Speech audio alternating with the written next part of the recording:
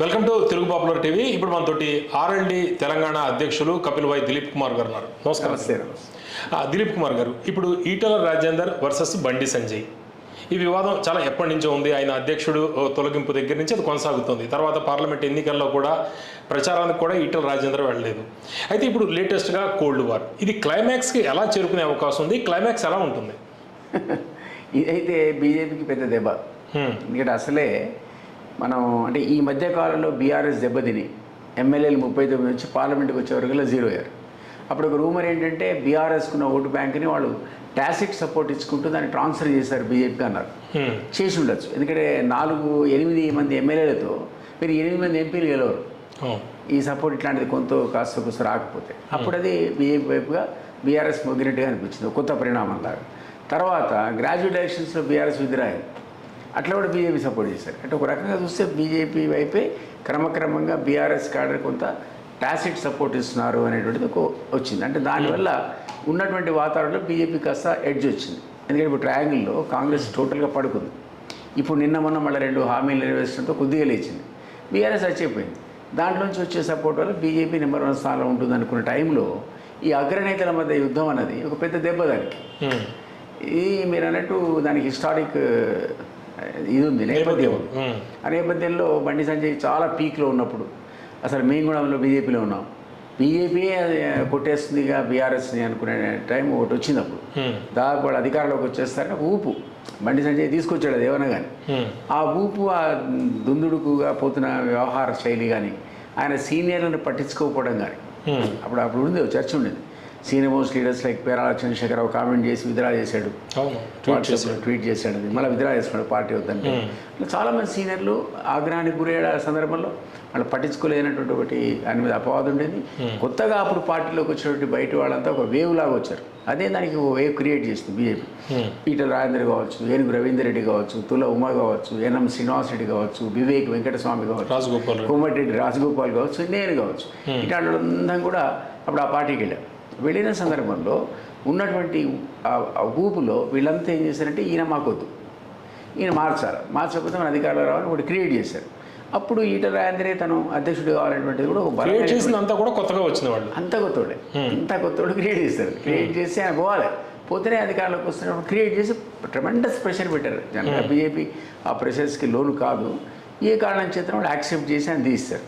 తీసినప్పుడు మనం చూసాం కొలాప్స్ అయింది అసలు బీజేపీ. ఒక్కసారి మీరు ఒక నిప్పు మీద నీళ్లు పోసినట్టు అయిపోయింది. అయిపోయి అసలు ఎక్కడో 30-35 సీట్స్ లేదా 40 సీట్స్ తగ్గదనుకున్న బీజేపీ మనం చూసాం సింగిల్ డిజిట్కి పరిమితం అయిపోయింది.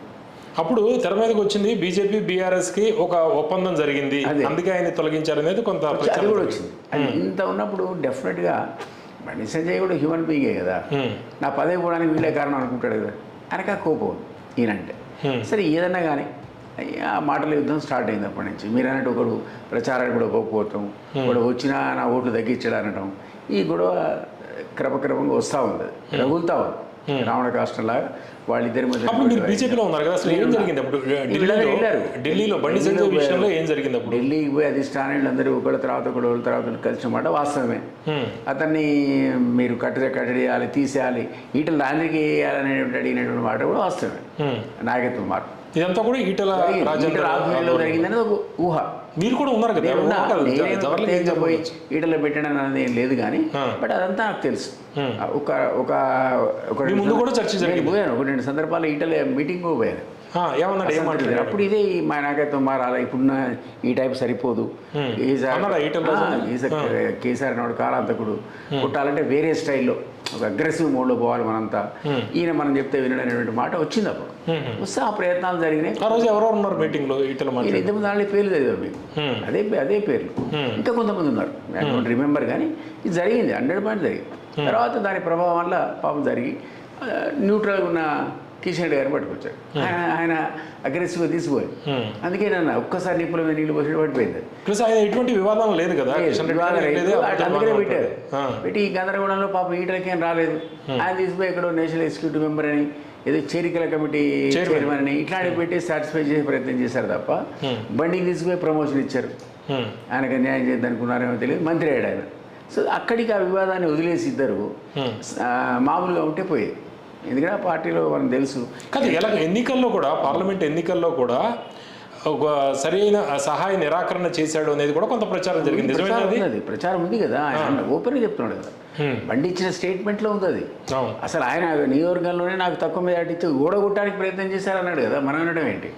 ఈ himself stated as a minister, open అన్నాడు అన్నమాట. సో ఇదంతా కొంత జరిగి ఉండొచ్చు, లేకపోతే ఆధారం లేకుండా ఎందుకు మాట్లాడు. ఈటలకు మరి ఐడోంట్ అప్పుడు డిసప్పాయింట్మెంట్, ఆయన అధ్యక్షుడు కాలేదు. మొన్న మళ్ళా ఇంకోసారి నాయకత్వ మార్పు వచ్చినప్పుడు ఈసారి మళ్ళీ ఈటలకు వస్తుందని పెద్ద ప్రచారం ఉంది, అయిపోయిందని. ఈయన కానీ మళ్ళా వివాద రైతులను తెచ్చి రామచంద్రరావు గారు సెకండ్ టైం డిసప్పాయింట్మెంట్ అని. సో అక్కడ ఫ్రస్ట్రేషనే, ఇక్కడ ఫ్రస్ట్రేషన్, దెబ్బ మీద దెబ్బ అన్నట్టు డెఫినెట్లీ ఈటలకు దెబ్బ మీదే పడదు. ఇది కాకుండా కాన్స్టిట్యున్సీలో తన అనుచరులు తొక్కేస్తున్నారని, వాళ్ళకి పదవులు ఇవ్వట్లేదని నిన్న మొన్న కాన్స్టిట్యున్సీ ఇన్ఛార్జ్ గౌతమ్ రెడ్డి రాజీనామా చేశాడు. మాకు అన్యాయం జరుగుతుంది అని వీళ్ళందరూ పోయి నిన్న పోయి ఇంటి దగ్గర కూర్చొని మమ్మల్ని ఉండాలా పోవాలా తేల్చండి అని. ఇదే సందర్భంలో ఇట్లా మాట్లాడే 8 రెడ్డి వెళ్ళిపోయాడు, ఎన్ఎం శ్రీనివాస్ రెడ్డి మాట్లాడి వెళ్ళిపోయాడు. అనుకునేది కాలేదు కాబట్టి వీళ్ళంతా వెళ్ళిపోయారు, రాజగోపాల్ వెళ్ళిపోయాడు. ఇవన్నీ జరిగాయి మనకు. సో దాని తర్వాత అల్టిమేట్గా బీజేపీ వీకే పరిస్థితి, అసలు పోయిందనుకున్న బీఆర్ఎస్ మళ్ళీ లేచే పరిస్థితి వచ్చింది. ఈ 3 పార్టీలు కూడా గ్రహణం పెట్టేట్టే ఉంది చూడండి. కాంగ్రెస్ ఏమో 15 నెలల్లో దెబ్బతిన్నది, హామీలు నెరవేర్చలేక, డబ్బులు సమకూర్చుకోలేక కాంగ్రెస్ దెబ్బతిని బాటంలో ఉంటే, బీఆర్ఎస్ ఏమో మనం చెప్పినట్టు ఎంపీలో వదిలేసుకున్నారు, గ్రాడ్యుయేట్స్లో వదిలేసుకున్నారు. ఈ మధ్య మన అక్క కవితకి దెబ్బ అయింది ఆ పార్టీకి, వీళ్ళకు దెబ్బ అయితే కవితకి దెబ్బ ఒకటి, ఈ పార్టీ పరిస్థితి ఈ దెబ్బ. ఆమెనే మా వాళ్ళు సరిగ్గా పరిపాలించలేదని మొదలుపెట్టి ఆమె పార్టీ పెట్టి తీసుకుపోతూ పార్టీని క్రిటిసైజ్ చేస్తున్నా. జాగృతి వాళ్ళు తిరుగుతున్నారు తప్ప ఒక్కడు కూడా బీఆర్ఎస్ ఆమెకు మద్దతు చేయడం కానీ నోరిప్పే ప్రయత్నం చేయట్లేదు, అదో దెబ్బ ఆ పార్టీకి. బీజేపీకి ఈ అగ్రనేతల పూరు 3 పార్టీలు ఏదో దెబ్బ తగులుతుంది చూడండి విచిత్రంగా. యాక్చువల్ లోకల్ పార్టీస్ ఏమో మన ఎదురుగా ఉన్నాయి. ఆ టైంలో నెంబర్ 1, 2, 3 ఎవరిని మనం ఆలోచిస్తుంటే 3 పార్టీలు అంతర్గత కుమ్ములాటలు, ఈ గందరగోళ పరిస్థితులు నెలకొన్నాయి. నేనేమంటానంటే ఇప్పుడున్న పరిస్థితిలో ఈటల మాట్లాడే విధానం కూడా చాలా అగ్రెసివ్, మామూలుగా మాట్లాడలేక. సో ఈ పరిస్థితిలో ఏం చేస్తాడు, వేరే పార్టీ పెడతాడా, లేదా అధిష్టానం పూనుకొని ఇతన్ని కూర్చోబెట్టి సరి చేస్తా సరి చేయదా, ఎందుకంటే అది సీరియస్ క్రైసిస్, మామూలు క్రైసిస్ కాదు. అంటే ఇప్పుడు మాట్లాడిన వ్యాఖ్యలు ఇవన్నీ కూడా చూశారు కదా మీరు, అది బండి సంజయ్కి జలక్ ఇచ్చినట్ట లేకపోతే పార్టీకి ఏదైనా మెసేజ్ పంపిస్తున్నాడు? బండి సంజయ్కే అర్థం కాని వ్యవహారం ఏముంది అందులో. బండి సంజయ్ డైరెక్ట్ చెప్తున్నాడు ఆయన, పార్టీకి ఏమిస్తాడు, పార్టీకి దానివల్ల ఏం లేదు. పార్టీ ఇప్పుడైనా పూనుకొని ఎవరో సీనియర్లు కూర్చొని వీళ్ళిద్దరిని కూర్చోబెట్టి సెట్ చేయకపోతే ఇప్పుడున్న లోకల్ బడిలో ఇప్పుడు లేచే బీజేపీ కాస్త పడుకునే పరిస్థితి వచ్చింది అంటున్నారు. దిలీప్ కుమార్ గారు, ఇప్పుడు గతంలో బండి సంజయ్ గారిని దింపడానికి ఏ విధంగా ప్రయత్నం చేశారు, ఢిల్లీలో ఏం చేశారు, లాబింగ్ ఎలా చేశారు, అయినా కూడా ఆయనకు వ్యక్తిగతంగా ఆ రోజు లాభం జరగలేదు. ఇప్పుడు ఆ రోజు ఢిల్లీలో ఈ లాబింగ్ చేసిన వాళ్ళు అందరూ కూడా చాలా మంది అత్యధికులు ఇప్పుడు పార్టీలో లేరు. ఇప్పుడు ఏ విధంగా ఆయన సర్వైవ్ అవుతాడు ఇప్పుడు బీజేపీలో? సరే, ఇప్పుడు అతనికి మాస్ బేస్ ఉందండి, పాపులారిటీ లేదన్నా లేదు. బండి సంజయ్కి మాస్ బేస్ ఉంది. ఈ 2 మాస్ బేస్లో ఏది కూడా బీజేపీ వదులుకోవడానికి సిద్ధంగా ఉంటుందా? సో ఇద్దరు వాళ్ళకి కావాల్సిందే అంటున్నాను నేను. ఇంకోటి, ఓ రామచంద్రరావుని ఈరోజు బీజేపీ అధ్యక్షుడు పెడితే ఆయన రేపు ముఖ్యమంత్రి అని మీరు నేను చెప్పలేదు.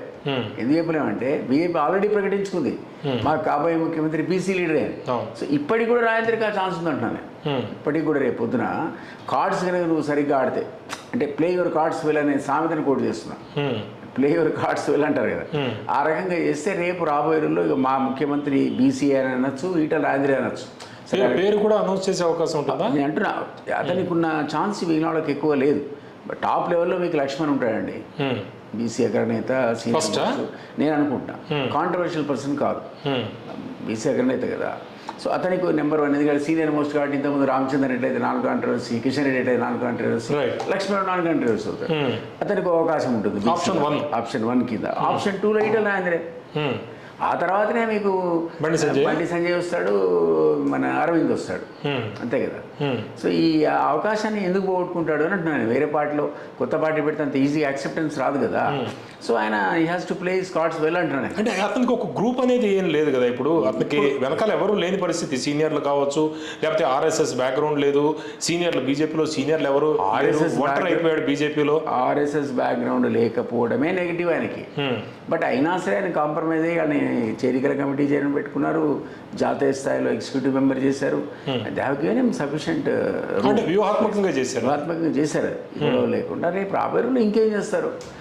ఆయన అంత తొందరగా ప్రియంప్ట్ చేసి ఇప్పుడే దాన్ని ఎత్తేసి మనం ఇంకో పార్టీకి పోతారని నేత అనుకోరు. అంటే కరెక్ట్ కూడా కాదు. ఇప్పుడున్న సిచ్యువేషన్లో ఈ 3-4 పార్టీల మధ్యనే పోటీ, కానీ 3 పార్టీలు ప్రధానంగా చెప్పాలంటే. అంటే ఇప్పుడు కరీంనగర్ ఎంపీగా బండి సంజయ్ ఉన్నారు. కరీంనగర్లోని హుజురాబాద్ అసెంబ్లీ నియోజకవర్గం వస్తుంది. దాని మీద బాధ్యత బండి సంజయ్కి ఉండదంటారా?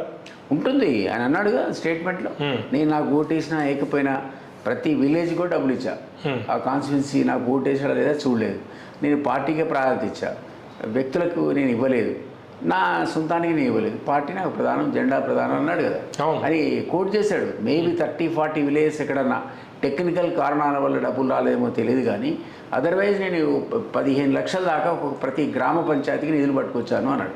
క్రాస్ చెక్ చేసుకున్నాను. అందులో హుజురాబాద్ కూడా ఉంది.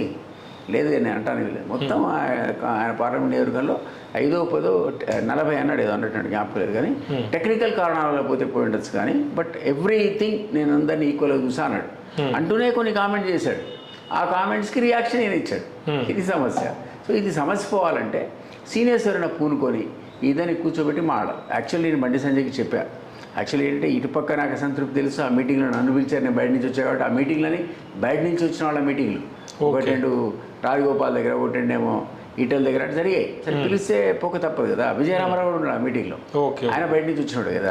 సో విజయరామారావు ఉండే, ఇంకెవరు ఉండే అయితే ఇట్లా. అప్పుడు ఆ మీటింగ్లో నేను ఒకసారి ఒక మీటింగ్ అటెండ్ అయినాక నేను ఒక లిస్ట్ వేసి ఇచ్చాను. లిస్ట్ వేసి ఒక 25 పేర్లు రాశాను. బండి సంజయ్ టైం అడిగా. అంటే అన్న మహబూబ్నగర్ పోతున్నా, నా కారులో కూర్చొని మాడదాం అంటే, లేదు నువ్వు నా కారులో కూర్చొని, నా కారులో కూర్చొని పోతే ఆ లిస్ట్ ఇచ్చాను. ఈ 25 మందితో నువ్వేం చేయకు, రోజు మార్నింగ్ ఒక కాల్ చేసి సాయంత్రం ఒక కాల్ చేయి అన్న ఎట్టినారు. ఏం చేస్తున్నట్టే ఇందులో సగం మంది నీ వైపు తిరుగుతారన్న. ఈరోజు నీ పట్ల లేరు, వాళ్ళు నెగిటివ్ ఒపీనియన్ అన్న, తప్పకుండా చేస్తా అన్నాడు. ఏ కారణమో తెలియదు కానీ ఒక్క ఫోన్ చేయలేరు. చేసి ఉంటే సగం మంది శత్రువులు పోయి ఉండేవాళ్ళని. కానీ ఎవరిని పట్టించుకోవట్లేదు అనేటువంటి ఒక పెద్ద రూమర్ ఉండే ఆ రోజులో. కొన్ని కారణాలు, సరే కర్ణుడి చావుకి ఎన్ని కారణాలు అన్నట్టు రకరకాల కారణాల వల్ల ఆ ప్రాబ్లం వచ్చి బీజేపీకే ఏకంగా దెబ్బ తగిలింది. సో ఇప్పుడున్న పరిస్థితిలో ఇప్పటికైనా వాళ్ళు, నేను అనుకుంటాను నాకు ఆ పార్టీతో సంబంధం లేదు, నా పార్టీ నాకుంది, అయినా నేను బీజేపీ అలయన్స్లో ఉన్నాను కాబట్టి అది వెల్విషర్గా ఇది సమస్య పోవాలి. మీరు కనుక బీఆర్ఎస్ని కాంగ్రెస్ని రేపు లోకల్ బాడీలో కొట్టాలంటే you have to look United. సమిష్టి పోరాటం చేయాలి తప్ప ఇట్లా విచ్చుకుపోయి ఎవరికి వాళ్ళు మాట్లాడే సీనియర్లు యూనియర్లు, కొత్తోడు పాతోడు, లెఫ్ట్ ఆర్ఎస్ అనే మాటలు మాట్లాడితే అది బీజేపీకి తీవ్రమైన నష్టాన్ని రాబోయే ఎలక్షన్స్లో కలగజేస్తుంది. అంటే ఈటెల రాజేందర్ నెక్స్ట్ స్టెప్ ఎలా ఉండాలి? ఈటెల రాజేందర్ ఏం చేయాలి ఇప్పుడు? అంటే ఇలా అగ్రెసివ్గా ఇలా వెళ్ళడం కరెక్టేనా? ఆయన అగ్రెసివ్గా అట్లా పోవడం అనేది కరెక్ట్ కాదు. మంత్రి స్థానంలో ఉన్నవాడిని అట్లా అనకూడదు కదండి. మనిషా పశువు అని ఎట్లా అంటే ఎంతైనా అసలు యాక్చువల్లీ ఈటెల అనేవాడు అంత అగ్రెసివ్ కాదు, చాలా డిప్లొమాటిక్గా మాట్లాడారు, ట్యాక్ట్ఫుల్గా మాట్లాడారు. నాకు తెలిసిన వరకు నేను సుదీర్ఘకాలం ఇద్దరం జనరల్ సెక్రటరీగా పనిచేసాం సేమ్ పార్టీ. సహనం కోల్పోయాడు అంటారా? ఎందుకు ఆయన సహనం కోల్పోయాడు అనుకుంటున్నా. అయితే అగ్రెసివ్ నేచర్ అయింది అసలు లేదు, అంత అగ్రెసివ్ ఉండడా. Is definitely senior most mass base ఉన్నవాడు, చాలా ఆలోచన చేస్తాడు, అనుభవం ఉన్నది, ఉద్యమ నేత అన్నీ ఉన్నాయి. కానీ ఇంత అగ్రెషన్ ఎప్పుడు చూడలేదు. ఇంకా బండి సంజయ్ చూసాం మనం, అడ్డగోలు మాటలు మాడడం, తిట్టడం, బూతులు, ఈ ఎప్పుడు ఈటలు చూడలేదు. ఈ ఫస్ట్ టైం వింటున్నాను నేను కామెంట్. కాబట్టి ఇది ఆయనకున్నటువంటి ఫ్యూచర్ని దృష్టిలో పెట్టుకొని నేను అంటున్నాను. ఇప్పుడు నెంబర్ 1 స్థానంలో ఒకవేళ లక్ష్మణ్ కాదనుకుంటే ఈటలే ఉన్నాడు. లక్ష్మణ్ కాదనుకుంటే అంత స్థానాన్ని వదులుకొని నువ్వు ఎందుకు ఫైట్ చేయాలంటున్నాను నేను. అంటే ఎందుకు why you should want to fight isolate only Bandi, అది నా ఉద్దేశం. అది నాకు ఇష్టం. కానీ